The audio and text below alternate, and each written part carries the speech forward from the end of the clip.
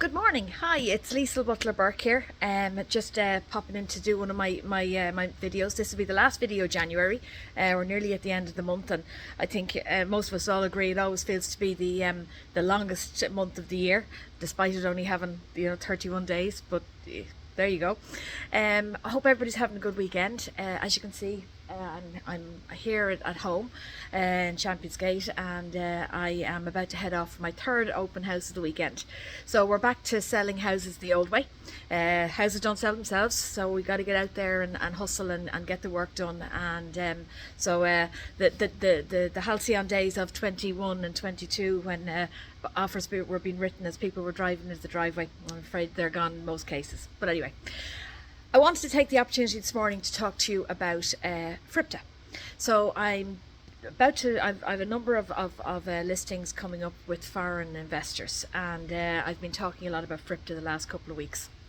And it suddenly occurred to me, there's so many different myths and misinformation about FIRPTA that I thought it would be a good idea to give you a basic view of how it works, and so it's nothing really to be concerned about.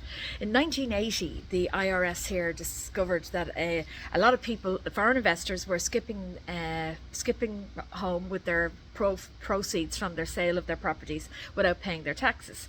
So they brought in the FIRPTA Act, which is the Foreign Investors Residence Property Tax Act. And basically what it is they wanted the buyer, if you read tax law, the actual way it is written is that the buyer of a property from a foreign investor is responsible for withholding a certain amount of the sales price and submitting it to the IRS. It used to be 10% and increased there about 5 or 6 years ago, maybe more, to 15%. Now, there are a couple of situations where FIRPTA doesn't apply. If the property is under 300,000 and the buyer is willing to sign an affidavit to say that they are going to be living in the property, well then FIRPTA doesn't apply in that case.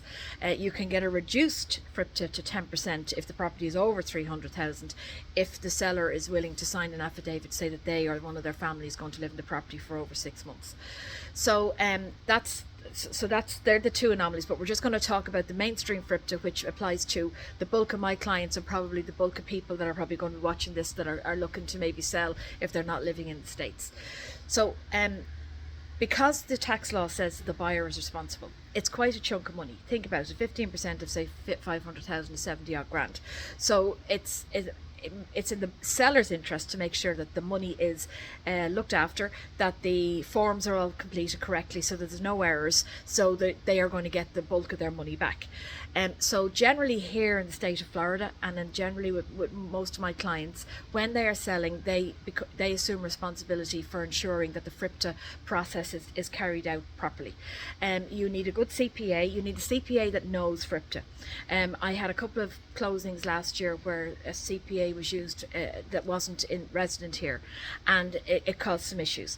It is extremely important that the documents are all filed on time, that there's no mistakes on them.